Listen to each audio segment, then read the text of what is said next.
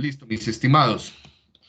Bienvenidos entonces a continuar con este viaje por el neurodesarrollo. Ya vimos entonces cómo se forman las grandes estructuras encefálicas, ¿sí? Rápidamente, y los grandes momentos del cambio humano y del neurodesarrollo en particular. Vamos a ver ahora, a adentrarnos ya no tanto a la macroestructura, sino a los mecanismos, a los procesos puntuales, ¿sí? Esto también puede cambiar entre autores. Yo sigo un poco la división que hace Cole and Wislow, y vamos a dividir en 7 momentos grandes, o en 7 momentos, no, qué pena, en 7 procesos, 7 mecanismos esenciales del neurodesarrollo. ¿Sí? Esto ya es más celular, ya no es tanto estructural, ¿no? Lo que vimos anteriormente es los cambios estructurales. Aquí vamos a ver qué es lo que está moviendo, ¿sí? Ese cambio estructural. Lo primero, entonces, que ocurre es la neurogénesis, ¿sí? Entonces, las neuronas y las glías nacen. Después de nacer, ¿qué hacen? Migran. Entonces, acá, antes de crecer, migran. Entonces, las neuronas nacen, se desplazan, se diferencian, se asumen una identidad, maduran, ahí sí, entonces este es como el crecimiento, asoman una forma y una función, entonces nacimiento, desplazamiento, asumir una identidad, después, esto es activación de genes específicos para la función y la estructura de la célula, y luego ahí sí, pues asumen esa fisiología y esa estructura, ¿sí? Con el crecimiento de las dendritas y de los axones, la arbolización dendrítica. Luego se conectan con otras neuronas y otras células también, sinaptogénesis, hacen asociaciones, relaciones, amistades, vínculos. Luego, aquellas que tengan unas vidas muy pailas, que no tengan buenas conexiones y que no hagan nada en su contexto, simplemente se deben morir, o sus conexiones o las conexiones que no les sirvan deben ser eliminadas. Y por último, para fortalecer esos vínculos, se mielinizan, ¿sí? Las que están en morado suelen ser concebidas como eventos plásticos, ¿sí? Estos 4 ocurren toda la vida y están asociados con ese concepto de plasticidad cerebral, que aquí no vamos a abordar con tanto detalle porque lo mismo, ya, ustedes ya debieron haberlo visto. Los que no, hay otros videos también en YouTube sobre en mi canal, sobre plasticidad cerebral, que son muy profundos, son muy chéveres esos videos porque me tomo el trabajo de explicar con detalle los diferentes tipos de plasticidad y cómo la plasticidad cerebral está asociada con momentos específicos, con las ventanas de sensibilidad, con momentos específicos de cambio. Doy varios ejemplos en estos videos, por ejemplo, de la corteza occipital, cómo va, que la determina, los genes que se activan, que se desactivan para dar lugar a estos procesos, a estos mecanismos de neurodesarrollo. Entonces, cómo va cambiando el cerebro y cómo van a ver como ventanas en forma de U invertida de y qué va pasando, ¿no? Para abrir el momento sensible, incremento de la plasticidad, mantenerlo abierto, aumento mayor de la plasticidad y luego cerrarlo, ¿no? Después, pues, revisen los que les interese el concepto de plasticidad. Lo único que, bueno, ahora de pronto hablamos de algunas cosas. Ah, bueno, acá hay algunas cosas. Los 7 cambios, ¿no? Ya vamos a ver, creo que acá lo tengo, sí, los 7 cambios. Entonces, déjenme ver si yo lo puse en estas diapositivas. No, acá no está. Voy a mostrar rápidamente los siete cambios, pero necesito cambiar de diapositiva. Por eso yo tenía en la carpeta otra presentación, que es la que dice plasticidad y neurodesarrollo.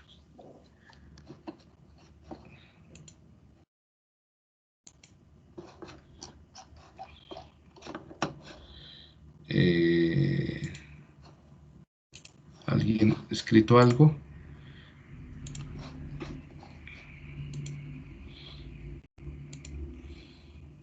Plasticidad y neurodesarrollo.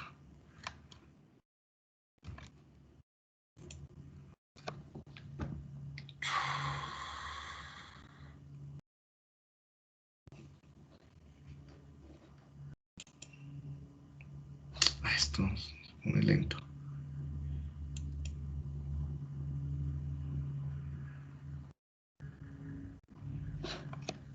se pone lento. Voy a habilitar el escritorio mejor, porque voy a estar cambiando entre presentaciones. Listo. Entonces, los 7 momentos que les digo, bueno, no voy a entrar a profundizar sobre estos, sobre los periodos germinal, la gastrulación y todo esto que ya hablamos, ¿sí? Los mecanismos. Bien, en la neurogénesis, pues ya sabemos que es el nacimiento de las neuronas, ¿sí? Entonces tenemos las células madre, entonces todo comienza con unas células pluripotenciales llamadas eh, células madre de las neuronas o del sistema nervioso, y aquí tenemos que estas células progenitoras del sistema nervioso, ¿sí? Son de dos tipos, neuroblastos y glioblastos. Los neuroblastos dan lugar a las neuronas a través del proceso de neurogénesis. Después, de hecho, el proceso de neurogénesis no se vuelve a hacer mitosis, por lo tanto, las neuronas no se dividen. ¿Sí? Esto es fundamental, que las neuronas no se dividan para poder aprender y consolidar pues este proceso de plasticidad cerebral. La plasticidad cerebral también implica que no es solamente cambio, es asegurar que el cambio, las adquisiciones no se pierdan, ¿no? Entonces, para que no se pierdan las adquisiciones funcionales, necesitamos que las sinapsis no se desbaraten, ¿no? Y para esto, y la forma de las neuronas no deben hacer mitosis, ¿sí? Entonces, ¿cómo se regenera el tejido nervioso? Se regenera a partir de mitosis, pero de los neuroblastos inmaduros, ¿sí? De una reserva que tenemos en el tejido que está alrededor de los ventrículos cerebrales de neuroblastos inmaduros. Estas células vuelven y se dividen, estas sí se pueden dividir, y este es el objetivo de muchos tratamientos de regeneración, tanto para enfermedades neurodegenerativas como para traumas craneoencefálicos o daños cerebrales adquiridos, ¿sí? Bueno, incluso trastornos del neurodesarrollo. Pero todavía esto no lo controlamos muy bien y es muy peligroso a inducir mitosis en estos neuroblastos. ¿Sí? Todavía la ingeniería no llega hasta allá. Y los glioblastos, sí, las glías se dividen toda la vida, y como las glías se dividen toda la vida, ¿qué trastorno ocurre? Porque por un exceso de mitosis, por un exceso de división celular, una enfermedad en general con cualquier tejido. ¿Qué pasa si una célula se divide mucho? ¿Generan un? ¿Ninguno? No estoy segura, pero cáncer. Cáncer, muy bien. ¿Y cuáles serían? Y en este caso tumores, ¿no? Genera tumores. Entonces, la mayoría de los tumores, todos los tumores dentro del cerebro son de glías. Glio, entonces serían gliomas. Y hay diferentes tipos de gliomas. Bueno, ya para ir conectándonos con el tema de daño adquirido. Esto es un poco como el curso, no voy a entrar tampoco a profundizar tanto, de neurogénesis, ¿sí? Entonces tenemos los progenitores neuronales, y los progenitores se dividen de forma simétrica o asimétrica. Bueno, y aquí hay una división y hay unas diferencias. Bueno, tan pronto se dejen de dividir, ¿cuándo se dividen? Entonces se dividen después de que se forman las 3 capas, es decir, desde el periodo embrionario, y la división, la proliferación, intensa neurogénesis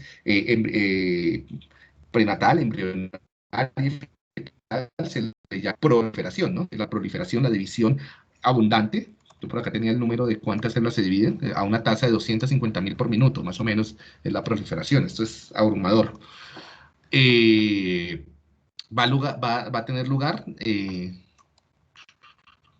más o menos hasta la semana intensa, más o menos hasta la semana 16. Y ya ahí comienza a reducirse la tasa de división de neuronas, ¿sí? Y en alguna medida se va a mantener hasta la semana más o menos 28, ¿sí? Pero ya una tasa mucho menor. Y para dar forma a la corteza cerebral. Bueno, luego viene, es que acá yo creo que me salté la migración, no sé, bueno, no, neurogénesis adulta, sí. En adultos todavía hay división neuronal, ¿no? Todavía hay neurogénesis, ¿no? En todos nosotros nacen nuevas neuronas, muchas de esas nuevas neuronas que nacen son importantísimas para la plasticidad cerebral adulta y para la adquisición de nuevas habilidades. Entonces, las estructuras asociadas con el aprendizaje, con los diferentes tipos de aprendizaje, ¿no? Son las que adquieren o las reciben nuevas neuronas.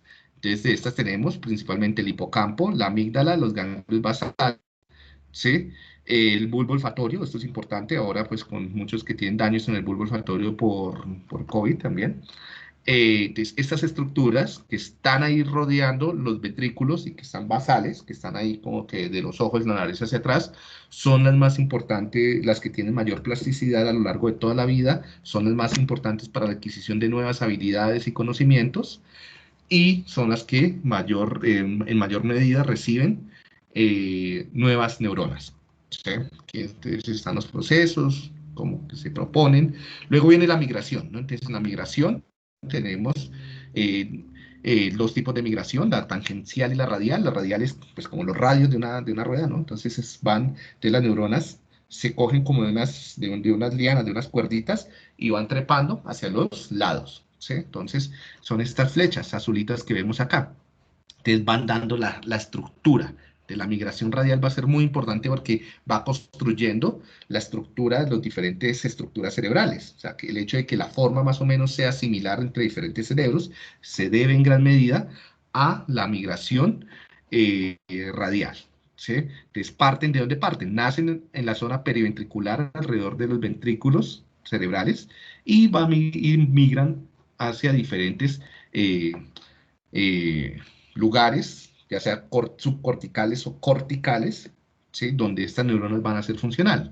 La migración tangencial, más que migrar hacia los polos desde lo medial a lo lateral, ¿sí? O a lo anterior, a lo posterior, migran dentro del mismo eje, ¿sí? Para poblar diferentes lugares, ¿sí? Entonces, la tangencial. ¿Cuál es en gran medida, entonces, el resultado de la migración van a ser agregaciones de neuronas, ¿sí? Y estas agregaciones, por lo general, deberían, o sea, si es subcortical, formarían núcleos con tesomas, si es cortical, formarían capas, ¿sí? Que sería la corteza, dependiendo del tipo de corteza. 3 capas, arquicorteza, 4 capas, paleocorteza, y 5 o 6 capas neocorteza. ¿Sí? Entonces, diferentes estructuras corticales.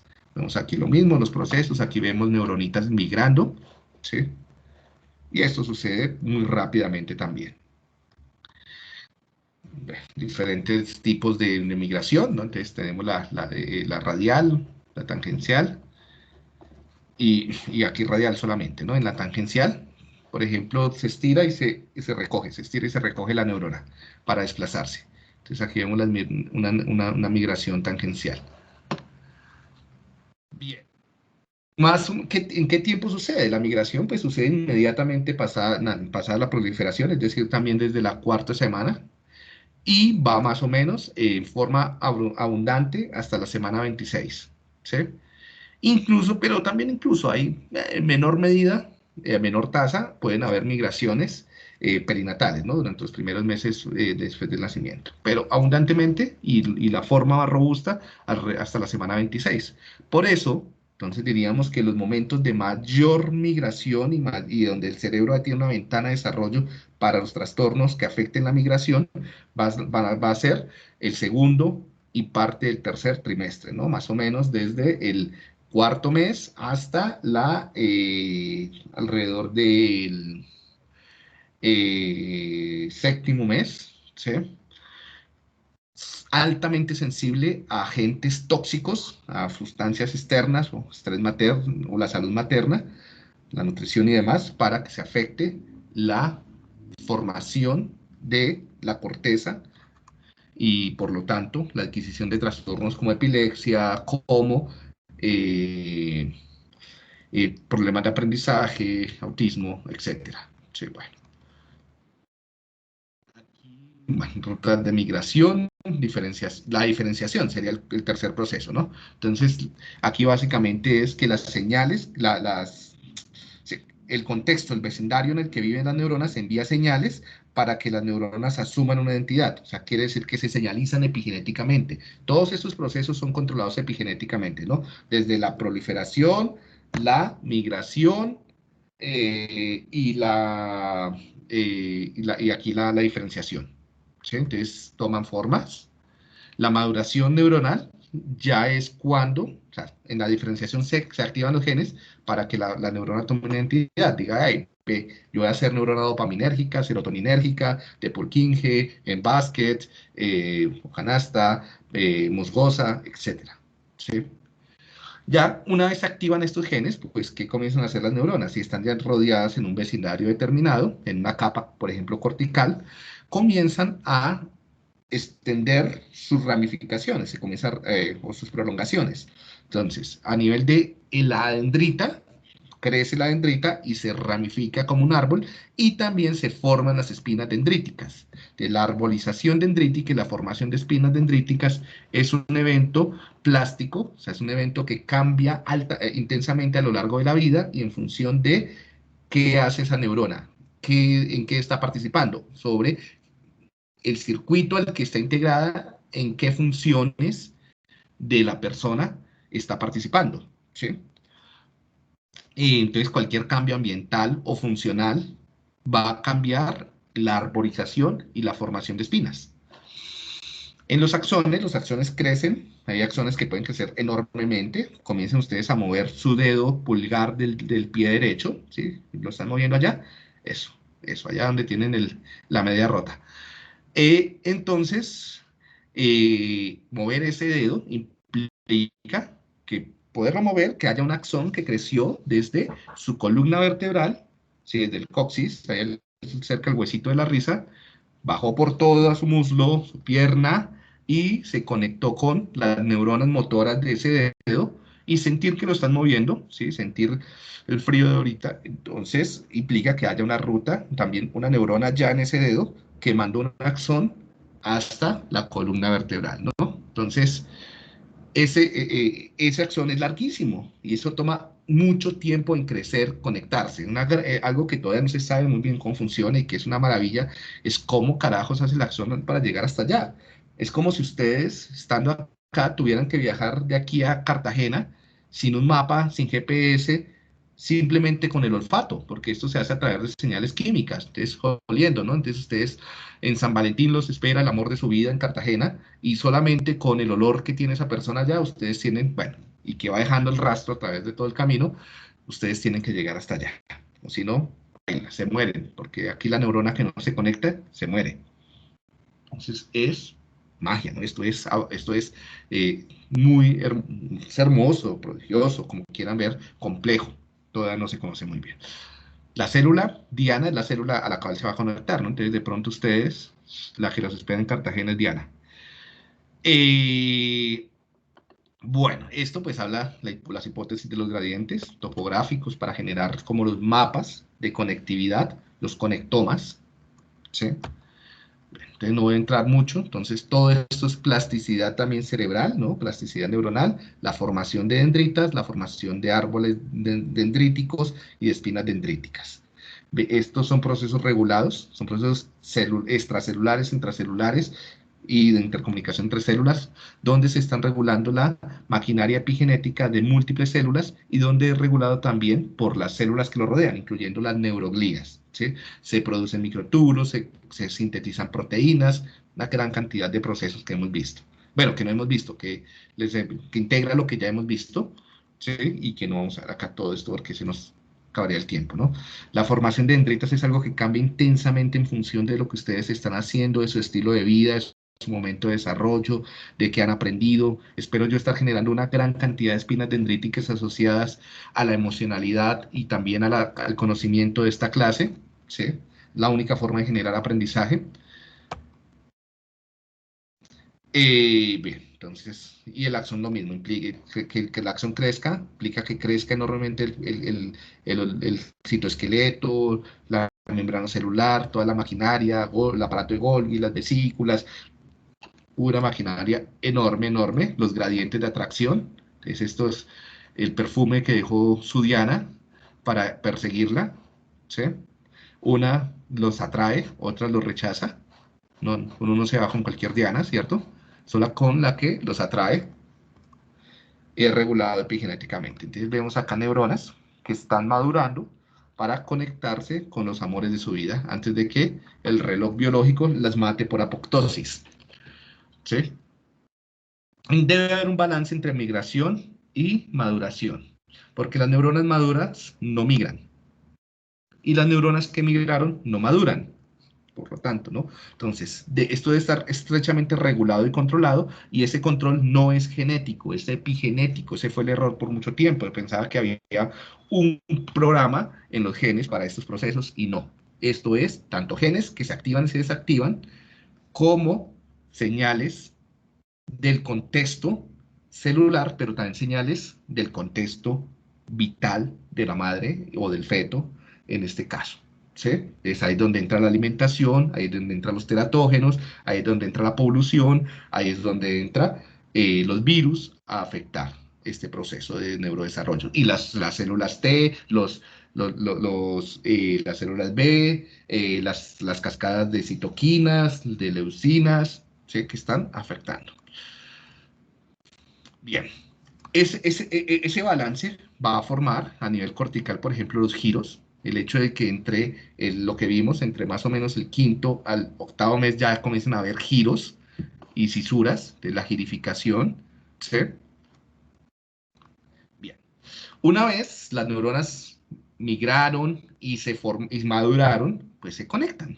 ¿Sí? Y la formación de sinapsis es algo que ocurre toda la vida y en cada lugar va a depender de qué genes se activan y se desactivan, o sea, la plasticidad regulada epigenéticamente también y es regulada localmente, y esa regulación depende también de qué experiencias vitales estés viviendo, ¿no? Entonces hay una plasticidad, o sea, como que se esperan que ocurran ciertos hechos en la vida y luego, eso sí sucede, esto va a activar los genes o va a desactivar otros para que esas neuronas se conecten intensamente. En ustedes hay una intensa sinaptogénesis aún, esto no termina nunca en la vida, en las personas con Alzheimer hay sinaptogénesis también, entonces esto sigue toda la vida, ¿no?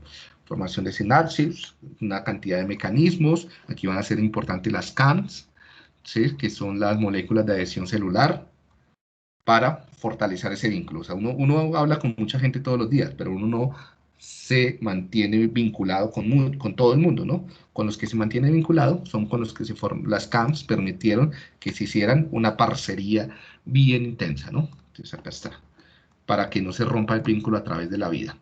Esto, como les dije, está relacionado con momentos de cambio, de adquisición de habilidades, de momentos de sensibilidad y plasticidad cerebral. Sí. La poda implica la muerte celular, principalmente por apoptosis, que es diferente a la necrosis, y la poda es necesaria. ¿Sí? Para darle forma funcionalmente a los circuitos cerebrales, necesitamos eliminar la sinapsis y las neuronas que no sean relevantes. ¿Sí? Entonces, después de que hiciste sociedades y no fueron importantes, las eliminas. Y si te quedaste solo, te mueres, ¿sí? Como los seres humanos.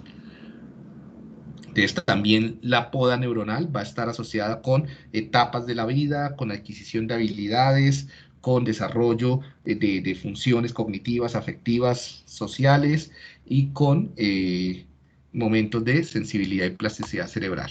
¿Sí? Entonces aquí vemos los cambios de poda cerebral. Por último, la mielinización es la formación de mielina a partir de los lípidos que generan en el sistema nervioso periférico, las células de Schwann, y en el sistema nervioso central, los oligodendrocitos. ¿Sí? Y esto va a formar, pues, como autopistas de comunicación entre circuitos bueno, primero la mielinización ocurre localmente, o sea, en lugares muy específicos del cerebro, y luego se extiende no localmente a través de tractos. ¿Sí? Y esos tractos se mielinizan para formar grandes autopistas de comunicación entre diferentes lugares. Y el funcionamiento del cerebro no depende de lo que está pasando en una parte específica del cerebro, sino de lo que pasa en los tractos locales, ¿sí? Entonces, las grandes funciones, por ejemplo, lenguaje, con funciones ejecutivas, atención, no ocurren en un lugar específico del cerebro, ocurren en múltiples lugares del cerebro que se están comunicando a través de estos grandes tractos mielinizados, ¿sí? Y son el producto del neurodesarrollo.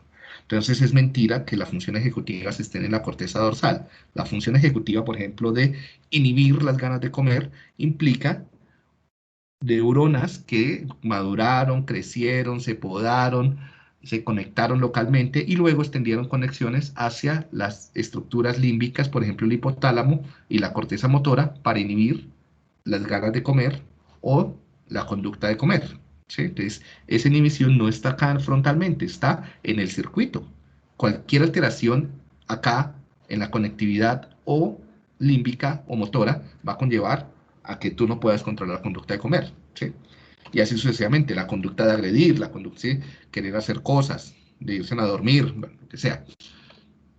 Esa es la importancia de lo que ahora conocemos como la conectómica, ¿no? Entonces, ya pasamos la fase de la neuropsicología y las neurociencias, de la frenología y de la ubicación de funciones en lugares. Y pasamos ahora a un momento de los circuitos, de la conectómica. Entonces, ahora hablar de funciones va a implicar saber cómo se desarrollaron esos conectomas. ¿Sí? Estos son los diferentes tractos y en los momentos de mielinización, que son regulados epigenéticamente también. Bien, aquí están, acá hay más tractos, aquí estos estudios son muy bonitos, hay un libro, creo que está ahí, que es sobre neurodesarrollo de todas las de diferentes funciones. Es un excelente libro para los que les interesa el tema de neurodesarrollo, para profundizar sobre todos estos mecanismos. Bueno, y pues la plasticidad, que les dije que no iba a profundizar mucho. Simplemente, ¿qué es plasticidad? El cambio en la estructura, la fisiología, el funcionamiento cerebral. Hablamos de diferentes tipos de plasticidad, independiente a la espera o dependiente de la experiencia, lo cual está asociado con todos los tipos de plasticidad, con la adquisición también de estructura y fisiología, pero nos interesa más con la adquisición de funciones, de reconocer rostros, de reconocer colores, de discriminar formas, de reconocer fonemas, de mover, del control motor, de sostener la cabeza. Eso está asociado con momentos de plásticos. ¿Listo? Por lo tanto, cambios o alteraciones en la plasticidad dependiente o expectante de la experiencia puede conducir a cambios en el neurodesarrollo y por lo tanto a trastornos del neurodesarrollo. Bien. Ya vimos esto, los que quieran ahí les dejo la presentación también para que la puedan explorar. Está lo que les digo, otros videos, y está por último eh, la literatura. Muchas gracias, dejamos este video hasta acá.